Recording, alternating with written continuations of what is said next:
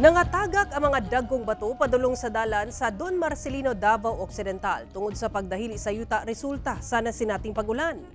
Ikaduha maatod pa nakasinati o pagdahili sa yuta sa Saladok, Barangay Kinangas sa lungsod sa Don Marcelino, Davao Occidental nga mo'y agianan pasulod sa sentro o padulong sa Jose Abad Santos. Sumala sa MDRRMO nangatagak ang mga dagkong bato padulong sa dalan Huwebes sa gabi ug nasundan kini Biyernes alas 5 sayo sa buntag. Huwebes hapon pa diyang nagsugod ang pag-ulan-ulan sa lungsod. Doon na say parte sa dalan nga nahugmak. Pipila sab kapunuan sa kahoy ang natumba ug mibabag sa dalan. May na lang walay naangin nga mga motorista. Giling nagpahigay og clearing operations ang Municipal Engineering Office ug DPWH aron pangkuhaon ang mga nakababag nga bato ug yuta ug ayuhon ang nadanyos nga dalan.